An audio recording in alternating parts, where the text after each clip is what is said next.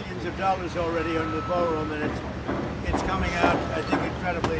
We have some renderings down of the finished product. It's all knit together. At the top of the ballroom is what they call a drone gallery.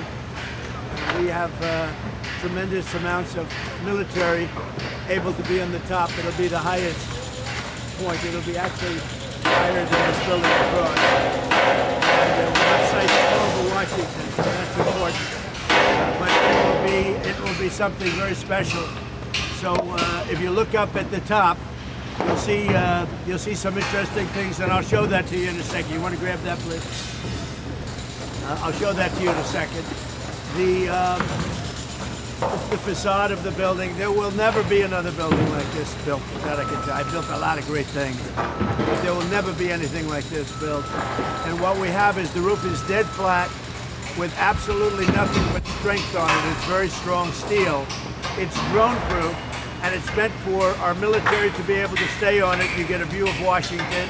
Also, for the drone building capacity, some of that takes place right down here. You can see the very large piping and the other things. It's a very complex building. It's all knit together. The roof goes with the ground floor. The ground floor goes with the roof. The roof also goes down into the basement. Everything is connected, intertwined. Elevators, heating, air conditioning. It's one building. That's why we're trying to explain that. This is one well-knit building. One thing doesn't work without the other. Very importantly, though, in terms of the beauty, probably the closest thing to this would be the U.S. Supreme Court, the facade of the U.S. Supreme Court. So here's a couple of things you can look at. How are you? There will never be another thing like this, I don't believe, built from a cost standpoint. This is all my money and donors' money. This is tax-free. So everyone's talking about they're going to give money, they're going to give money. The money they're going to give is really for the security of that and the whole White House premise. And I guess you probably need that nowadays. We've done the fencing on the outside of the White House. It's all titanium. You see the black fencing. That's been just done recently, and it was approved originally by me, and it's been completed, and it's very powerful, very powerful. A tractor, a bulldozer cannot knock it over. It goes down deep, and it's titanium, which is the strongest of all of the metals, much stronger than steel, as an example. The ballroom is all, it's going to be a tremendous thing. As an example, what happened a couple of weeks ago at the White House Correspondents' Center could not happen here. One thing that we have is we don't have people living above it. We don't want that. That's no good. They have 1,000 units above it with the elevator coming right down next to where the convention or whatever it may be is. So this is a room that's been wanted for 150 years by presidents. We have no room to have an event. The only way you can have an event is if you build a tent on the lawn, and the tent would not do the job. And by the way, if it rains here, because this is built on a wetland, the lawn is impossible to deal with. The water goes over everybody's shoes. It literally goes over the shoes. So, and they've had a lot of catastrophes with the tent. So we have this, and if you take a look at this section, this is the different facade. So this is a Greek, more or less. It comes out of Greece. This is the ultimate facade for Greece. This faces the Treasury building. This is a different facade. That's Rome, and that faces the Washington Monument, the Lincoln Memorial, etc. So you have two facades. Primarily, you have two entrances. You have here, but the primary entrance is through the White House, directly through the White House. And it's really something. I think you can see the complexity. All of these columns go directly up to the roof. And the roof is a barrier, it's a shield, because it's made out of, the sidewalls are steel, impenetrable steel, and also impenetrable glass. The glass is approximately 4 inches thick, and yet it's amazing. You can see through it as though it didn't exist. It's amazing. And it can stop just about anything, just about anything. On the other side of the glass, we have steel and concrete. so that the glass is very powerful. What's holding the glass is equally as powerful. And that's here. You can see they're just about ready to go up to the top. All of these columns, they go directly right to the roof of the building. And again, we call it a drone port. It's set up for unlimited numbers of drones. Purposely, we don't have any air conditioning equipment up there because we don't want anything coming down through the pipes. If anybody gets, normally you'd have a lot of air conditioning equipment on the roof. We built it all inside the building, inside the case of the building, because we don't want to have anything having to do with air or air quality or any problems playing with the air. So you'll notice it's a dead flat roof with no equipment on it. All of the equipment is inside of the building, and that's for safety reasons. Normally you'd do it a lot less expensive. You'd do it a different way. So all of this was paid for by myself, and because I keep hearing like, we are making a gift of this board. This is a gift. This is not going to be paid for by the taxpayer. We have a judge that thinks it's a terrible thing that we're making a gift. He said it's terrible that we're making a gift. It should be paid for by the taxpayer. That's one I've never heard before, but I'm sure maybe, I don't know, maybe he doesn't understand. This is a gift to the United States of America. And more than a gift, it's going to be one of the most beautiful buildings that's ever been built in the country or in Washington, D.C. So here's the other facade you see over here. And again, this is taken, these great classical buildings are taken out of different parts of the world from very glamorous times. This is Rome. They like the flat roof. Greece likes they call it the triangles, and you see that. This is a porch that looks out over the city. Also, it's developed in such a way that we can have military there, but the entire roof is developed for military. They're very high. They're higher than just about anything else. They have a 360-degree vision of Washington, D.C.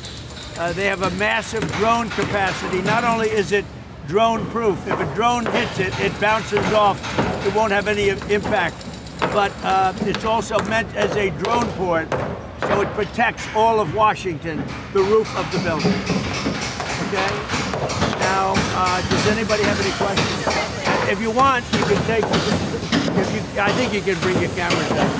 But you might want to take a look at the complexity. These are all different rooms down here. They're building a hospital. They're building, it's a military hospital.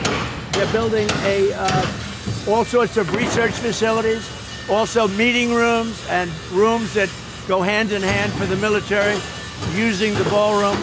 And the ballroom is really a shield and protecting all of the things that are built here. This goes, as you see, it's already up to the ground. This goes down very deep. You get a better view right over here. This is down because we've already done these floors. But these are already down 2 floors. It's down about 6 stories deep. That's big stuff. Normally when you build a ballroom, you build it flat. You just build a ballroom. It would have been built. The complexity of this, and again, it's all knit. It's all knit together between the drone proofing, the missile proofing, we have, and the drone capacity upstairs. We can have all sorts of military up with it. I hate to use the word snipers, but we have great sniper capacity. It's built for our snipers, not the enemy snipers, our snipers. And because of the height, we get a very clear view of everything all over Washington. Yeah. So President, you mentioned that this is being paid for out of pocket, but why is Congress in pocket? Explain sort of the difference. Well, they're not. Congress is approving, Congress is approving money for security. It may go, some of it may go here for additional security, I don't know.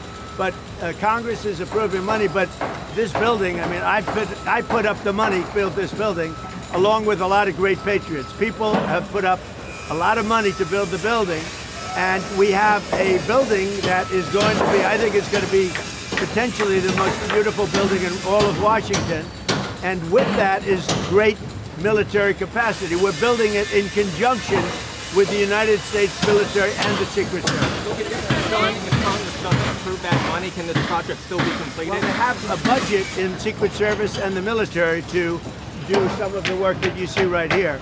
So the answer is, I think they want to enhance what you see. It's very powerful. You see what's happening. It's very powerful concrete.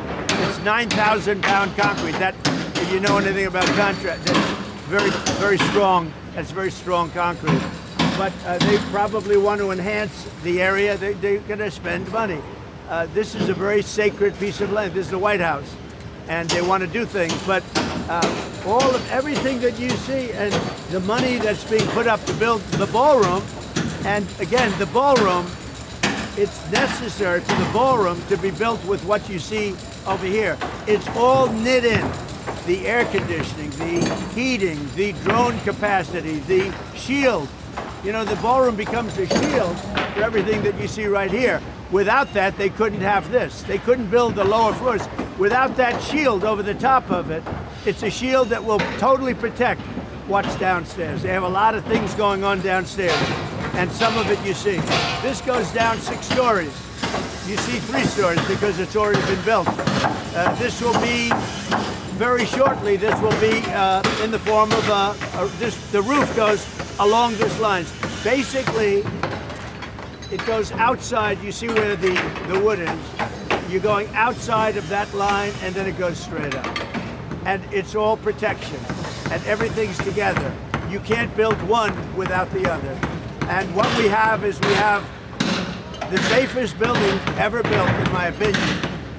You can have, and you know, the other thing is, when we're right on budget, we're right on plan. The only budget change would be that we doubled the size at the request of the military. We doubled the size, but we're right on budget, right on plan. And originally we were going to build a much smaller room, and it wouldn't have done the job. It just wouldn't have done the job. You have too many events. Like if we have President Xi coming here, we have no place to put him.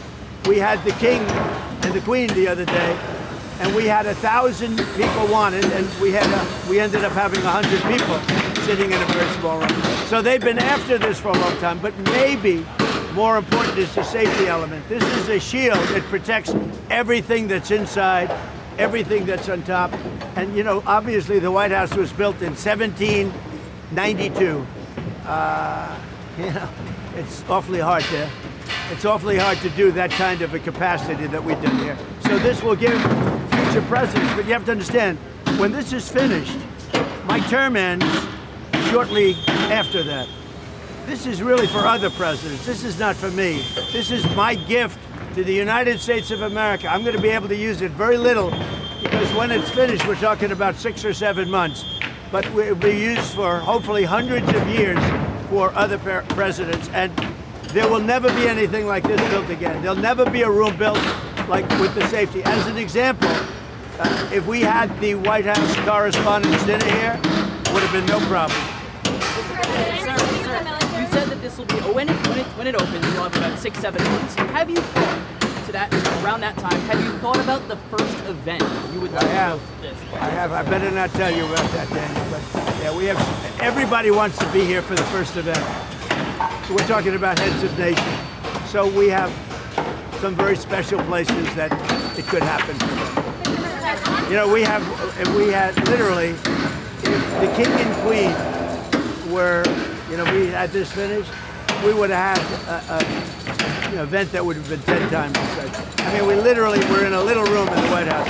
Presidents, now we're not even talking about safety. Presidents have been asking for this literally from the time the White House has been built. But on record, for 150 years, they've said, what about a big room? And you all know, you probably attended, they have some where they use tents. If it rains, it's a disaster. You've mentioned that this is going to be a gift for America, for future presidents and the country. What's your hope for America? We have to have a safe country. We have to have a great country. We have to make sure that Iran doesn't get a nuclear weapon. All of the things that you see me fighting for so hard. And it's always tough. You know, we're negotiating with Iran, and then you have the Democrats, I call them the Democrats, putting in a bill that Trump should immediately stop. You know how it is to negotiate with a country where you're beating them badly? They come to the table, they're begging to make a deal, because they're begging to make a deal. I hope we don't have to do the war, but we may have to give them another big hit. We may have to give them another big hit. I'm not sure yet. You'll know very soon. But how do you feel when you're negotiating? You're winning every point, And they say, but in Washington, they want to stop you from negotiating. They want to stop you, and it's only political. It's the Democrats. They're dumb. It's a new name. It's a very accurate name. So I'm in the middle of a negotiation. I'm saying you cannot have a nuclear weapon, and it comes over the wire that the Democrats want to stop Trump from further negotiations. They want to stop Trump from, if he has to, giving them another slap. They want to have a nuclear weapon to blow up the Middle East and to blow up, frankly, the world.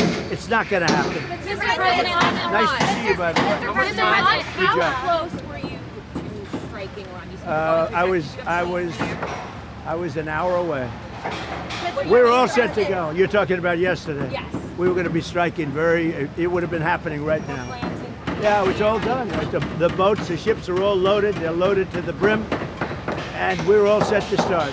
Mr. President, did both nations tell you that convinced you to They hold said that they feel they've had for the first time in almost 47 years. You know, Iran's been the bully of the Middle East for 47 years. I mean, literally the bully of the Middle East. And, they're nasty, very dangerous. They wanted a nuclear weapon. Had I not terminated Barack Hussein Obama's Iran nuclear deal, had I not terminated it, see, that's the win. That can't happen with the real structure. Mr. President, on Cuba, what do you want to see from Cuba's government before you would take the option of military action? You're talking about Cuba? Well, we're going to see. Look, Cuba is calling us. They need help. Look, Cuba is a failed nation. Cuba needs help, and we'll do that. Just hold him, though. Yeah, it's like an exercise game for him. Give that to me. I'll hold it. I'll hold it. It's so beautiful. See, I look so thin. They'll say, oh, he's gotten so thin because I'm holding this. You don't have to look at my waist. You can look at this. You saw enough of my waist along with President Xi.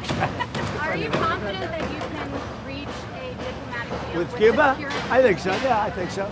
I am very prone toward the Cuban Americans. They've been incredible people. Many of them have lost family members. They've been very badly hurt themselves. They've been in prison. They've come to this country and they've been very successful. The Cuban American people in Miami, I mean, they are amazing people. Most of them are in Miami, in Florida, but mostly in Miami.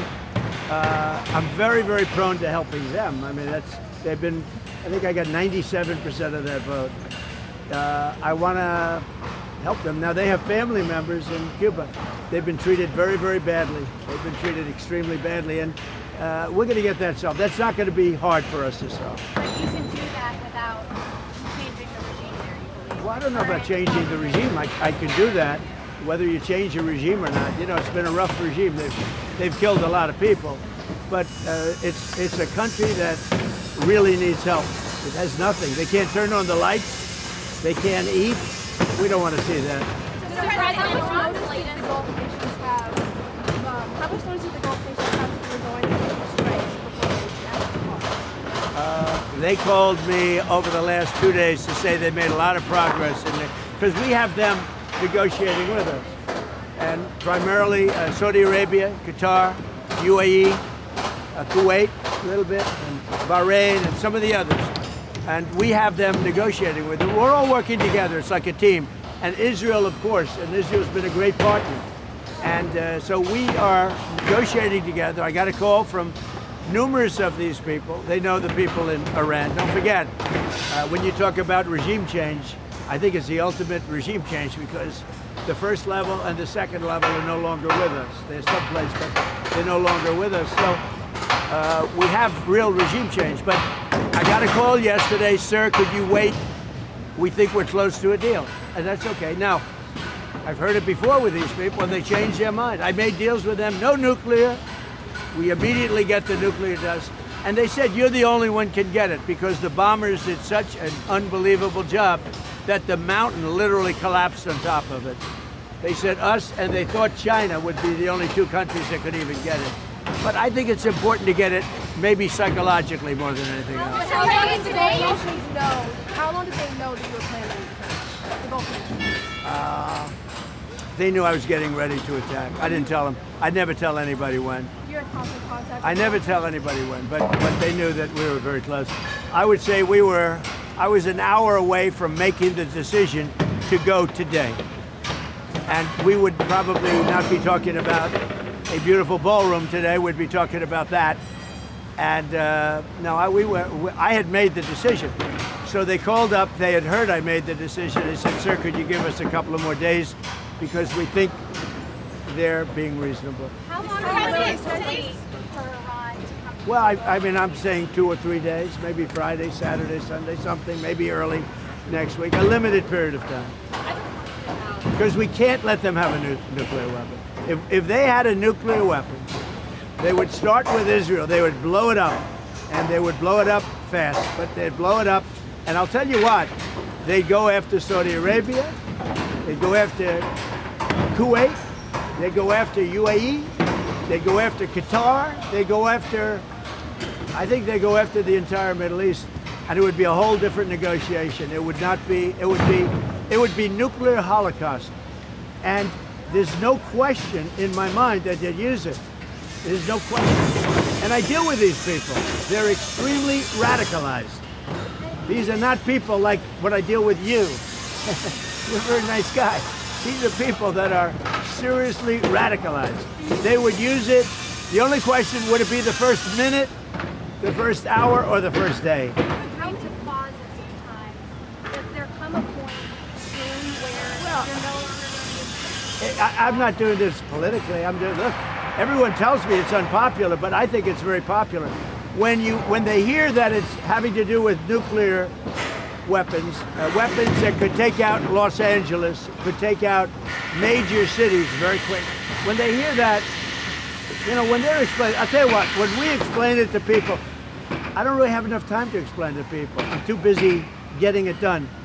When they understand, I think it's frankly very popular, but whether it's popular or not popular, I have to do it. Because I'm not going to let the world be blown up on my watch. It's not going to happen. Honest Massey and your endorsed candidate. Yeah. Do you think your candidate can beat him? And Well, what are you seeing? yeah, Thomas Massey's a terrible congressman. He's been a terrible congressman from day one. Dealing with him is just a horrible. I don't think he's a Republican. I think he's actually a Democrat. He's not a libertarian. You know, sometimes they say he's really a Democrat. He votes against us all the time. He voted against the border wall. He voted against men playing in women's sports. He voted against transgender for everybody, the mutilization of your children. He voted against, again, open borders. We have the best border we've ever had right now. Nobody's coming in.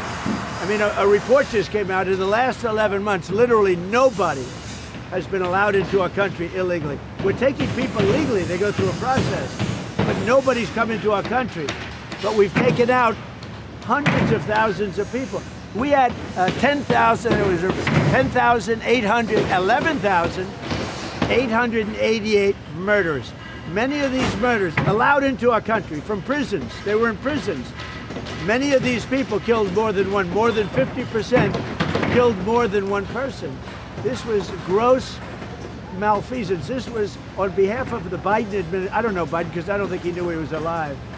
But Kamala was the border czar. She never called, not one time, she never called the Border Patrol. She never called ICE. She never called law enforcement. She never went to the border. Think of it. I used to call every single day. And that's recently. Now I call less. We have nobody coming through. We had caravans coming through with tens of thousands of people pouring into our country. We had no idea who they were. We would have been, I'll tell you what, our country would have been destroyed. If they won this election, our country would have been, we have now the hottest country anywhere in the world. If they had won the election, our country would have been destroyed. Our country was a dead country 2 years ago, and now we have really the hottest country in the world. And this is the ballroom, and it's going to be something incredible. You see the quality of it, and they go right, those columns go right into the roof, and on top of the roof, we're going to have the greatest drone empire that you've ever seen, and it's going to protect Washington. Thank you all very much. We have a little breakfast for you. Really? Yeah. Where is the breakfast? I'd have it. Where is it? Oh, it's right over here. We have a little bit of a breakfast for you. I figured I'd be nice to you for a change. We dedicate to thousands of people gathered there. It was great. This past Sunday. Yeah. Spoke by I did. video. Scripture. scripture.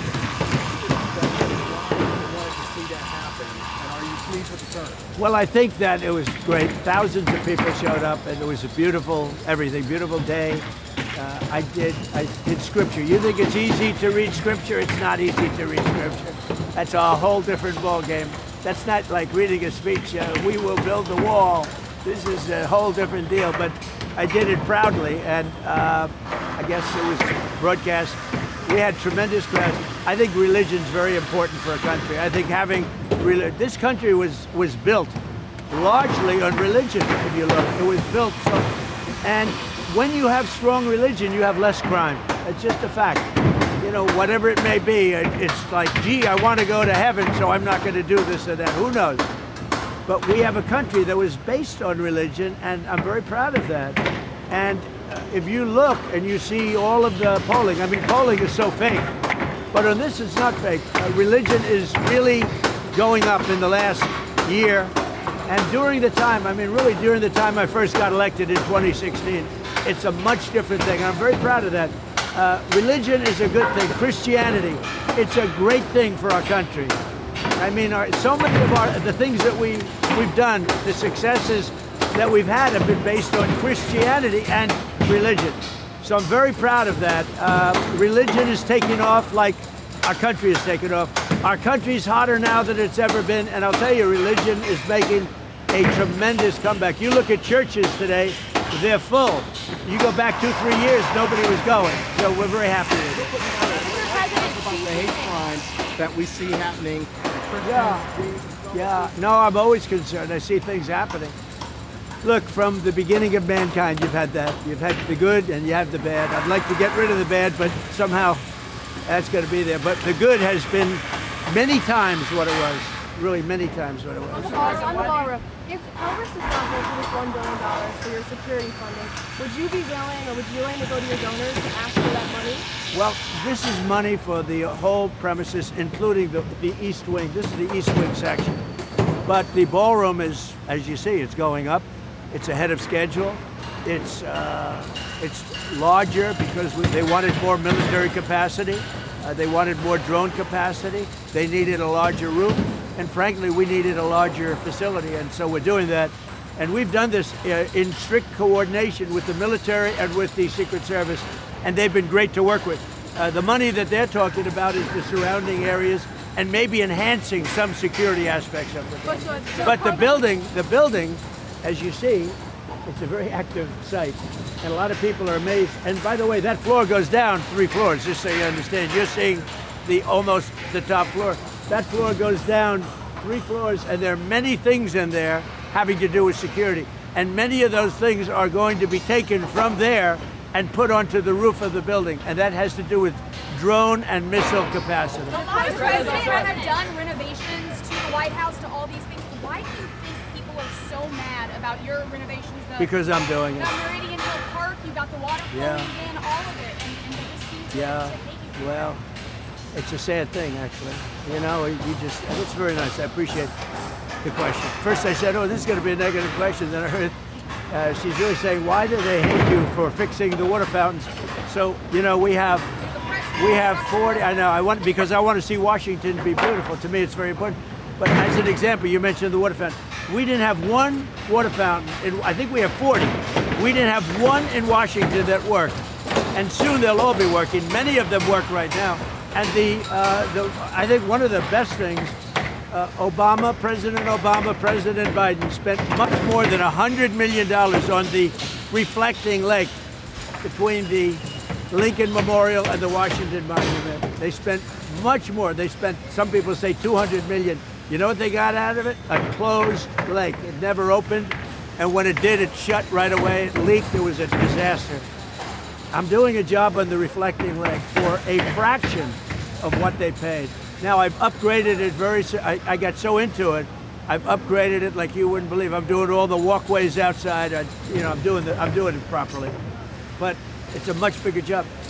But you see it's happening now. It's going to be beautiful. It's going to be waterproof. It's going to be reflecting again. I took over a dirty, filthy thing that wasn't open, and it was disgusting. And friends of mine would come to the Lincoln or the Washington and they'd say, Sir, it's disgusting. I said, what's disgusting? The reflecting light. So I drove down, I looked with Secretary Burgum, who's fantastic, of Interior, he's fantastic, and we got together, and we have, it's under construction right now. I want to get it open before July 4th, which we'll easily be able to do. It'll be open before that, but easily be able to do, the July 4th being a very special day. And it is going to be beautiful. Beautiful blue color, dark blue color. It's very reflective. I put a thing out yesterday showing the reflection. We did a little test. We wanted to see. It's unbelievable. It's like a mirror. Well, it's like a mirror. It's beautiful. And I saw there was guys out there, Yeah. almost like, are they hand painting it? Is Here, that how they're doing, doing it? yeah, well, they're fixing the stone outside, and they're sandblasting the stone. We're doing a much bigger job than we wanted to do. But think of it. Obama and Biden spent over $100 million, and you know what they got? Nothing. They opened it up, and it leaked like a sieve, and they closed it, and it stayed closed. They've been working on it for years. I've been working on this for a couple of months. When it's finished, it's going to be incredible. But we have other fountains, beautiful fountains. They haven't worked in 30 years. They're just sitting there rotting, and most of them are now open. And right across the street, I made a donation, and I'm building Lafayette Park, and it's going to be beautiful. I like her. How much was the donation? About $10 million. Are you happy with the American flag blue? Well, I put up the American flag. No, the American flag blue. Are you happy I think with so. I mean, I'll let you know. I wanted a lighter color blue. The person that really knows this stuff said, no, dark is much better. You don't see the leaves, and you know, things will get in there. But most importantly, the dark reflects much better. Mr. President, we ask you. Claiming so desperately that MAGA's divided. Well, I think it's the strongest it's ever been. You know, you take a look at what happened in Louisiana 2 nights ago with a certain senator that was very disloyal to me and to the Republican Party. He's not even allowed to run for office. We have another big race. This guy Massey is terrible. Let's see what happens. It's not easy beating incumbents, but we have a great guy running against Massey. Massey's a terrible, I think the worst congressman the Republican Party's ever had. That'll be tonight. That'll be good television, and we'll see what happens there. But I think MAGA's never been more together, actually. And I'm going to be making an endorsement today in Texas. I'm going to be putting out an endorsement in a little while in Texas, the great state. You know, I won Texas all 6 times, meaning primaries and the race, and I got the highest vote in the history of Texas, and I love Texas, but I'm going to be making a endorsement at about 12:30, 1 o'clock today for the big race, the Senate race in Texas, and I hope you find it good. So I do think, I mean, I appreciate the question, because even CNN, they did a poll 2-3 weeks ago. They said Trump is at 100%. That's Harry Endon. I like Harry Endon. He's got a lot of energy. I like him. But he did a poll, and he's a good pro. And he gives the good and the bad. But I think he's an honorable guy, because we get a lot of good. You know, he predicted I was going to do great with the Muslims in Michigan and win Michigan, and I did. I did good, and I won Michigan by a lot. He made a lot of good predictions, but he did a poll 2 weeks ago that said Trump is, I mean, this is up. You can check 100% popularity with MAGA. MAGA is most of the Republican Party. The rhinos are gone to a large extent. A few of them are still left, so hopefully we get rid of one tonight in the form of Tom Massey, who's horrible. But no, it's been amazing. But I'll be making a statement in a little while as to who I'm endorsing in Texas for the Senate. And there are those that say whoever I endorse is going to win. I don't know if that's true, but historically that's absolutely true. I just don't like to say it because I don't like to brag. What helped you? President, What helped you make up your mind?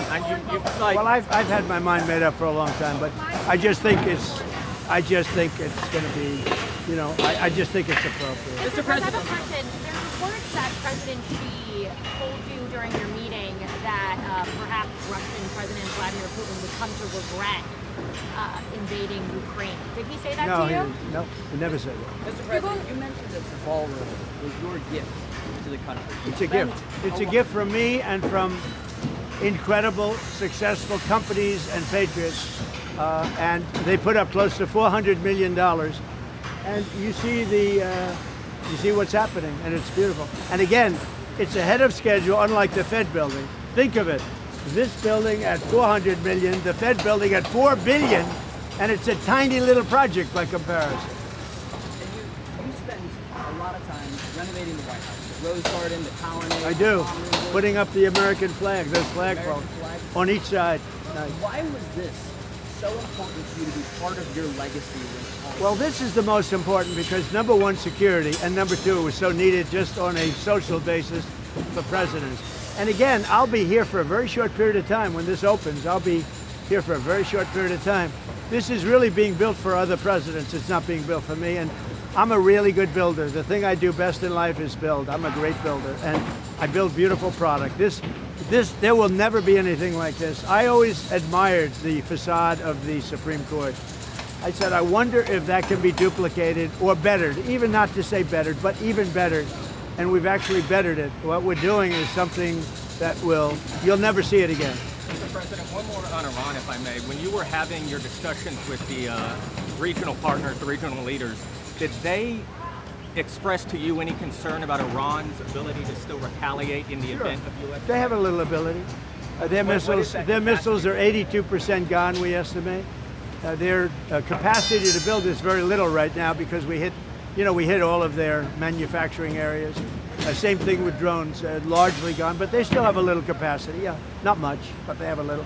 Their Navy is completely gone. Their Air Force is completely gone. President Xi has promised me that he's not sending any weapons to Iran. That's a beautiful promise. I take him at his word. I appreciated it. We had an amazing time in China.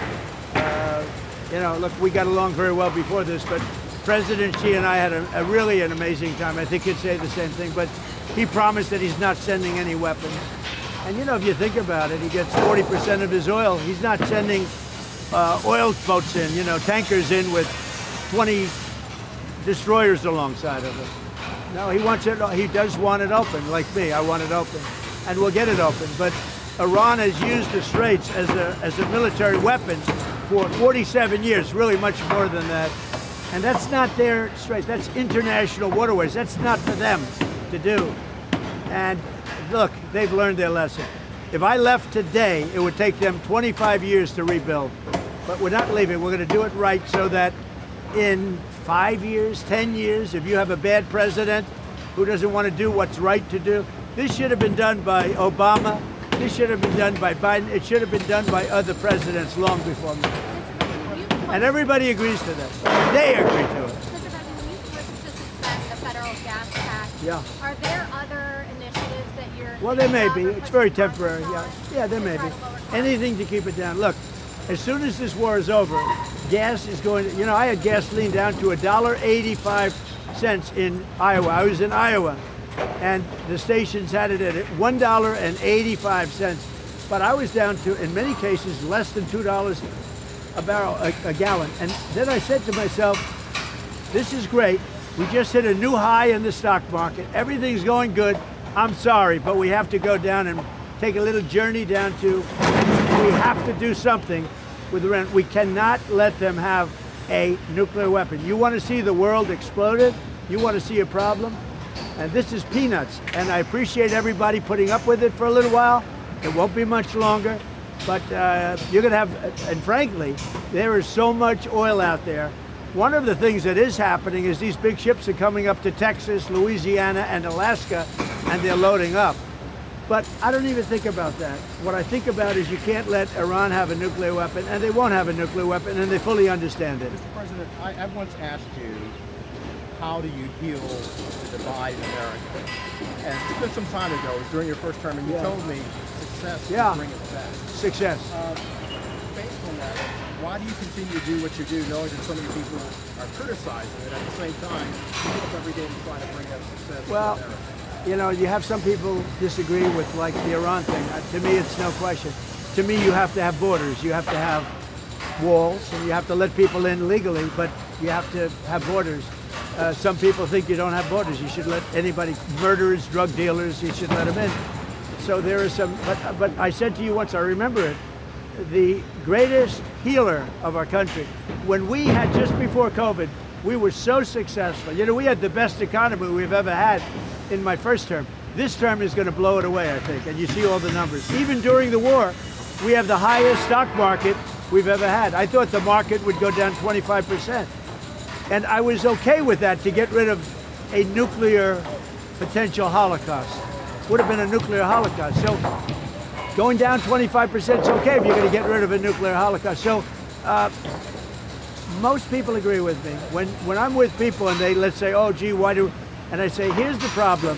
Is it okay for Iran, and they are very volatile people, I'm being nice. Is it okay for Iran to have a nuclear weapon? Everybody says no. I said, then we have nothing further to discuss, you know? It's like one of those things. And they will never have a nuclear weapon, not gonna happen, and probably that's gonna be very soon. So one way or the other, whether it's military or an agreement, that'll start opening up very soon. Mr. President, why did you wait so long to endorse in the Texas primary? Except because now both of their names are going to be on the ballot. No, I waited. I've pretty much always known who I was going to endorse. But, I just thought this was a good time. You know, the voting's starting, and I thought this was a good time. I'm going to be doing that very shortly. Mr. President, you're going to Nominated already? Have you put any thought into potentially endorsing someone to run against J.B. Pritzker, like Darren Bailey or? Well, I like Darren Bailey. J.B. Pritzker's a slob of a governor. You know, he could call me and I'd send the National Guard in. Chicago would have no crime. Look at Washington, D.C. Did you see the crime stats? It's down to like nothing. People go to restaurants now, new restaurants. Restaurants are all being closed in Washington. Now they're building new restaurants. It's a hot city. We have a beautiful city. We have very little crime, almost no crime. And we could have the same thing in Chicago. All he'd have to do is say, President, I don't want to have any crime in Chicago. Can you help me? Within 3 months, Chicago would be a different place. Mr. President, What can I say? He's so bad. He's so bad. Mr. President, you're going to Lawler. talk about making healthcare more affordable. Right. You've done that, and you made a major announcement yesterday with That was a Far big Right. announcement. Got no coverage. I reduced drug prices by 50, 60, 70, 80%, and it gets no coverage. I think it's maybe, other than medical itself, like a cure, I think it's the biggest thing to happen in healthcare ever, maybe. I brought the price, we paid the highest price in the world. Now we're paying, as of now, we're paying the lowest price in the world. Prices of drugs have gone down 70, 80, 90%. For 28 years, they never went down. In my administration, I got it down 1/8 of 1%, and I thought it was great. The first time, the only time in 28 years that it went down. Now I got them down 50, 60, 70, and even 80%. And that has a huge impact on healthcare. Listen, go have breakfast. Have a good time. Thank you, Mr. Have breakfast. Enjoy your site. You can shoot down there, but it is the next time you come here, those columns will be standing even taller. How long did it take to design the underneath? You said kind of the military. What was the Yeah, actually, the underneath part's a good question. It's far more complex than the upper, because what you don't see are the floors that are beneath here, and they have very, very important rooms down there. The most important. And this was the one opportunity for the military to do something. You know, they came. Normally, I'd build a ballroom on flat land. I wouldn't have any of this. It would have been built. I'm very fast. I'm a very fast builder. We're way ahead of schedule here, but we went down 6 stories. So it's actually far more complex than the easy part is up. But again, we have a drone-proof roof. It's all sealed, and all of this that you see is totally sealed. And we use it as a drone port. We can have unlimited drones up there, and drones are what's happening right now. Thank you all very much. Thank you very much. Don't eat too much. What do you give us? What do we Oh, serve? you're gonna see. Where is it? You're right over here.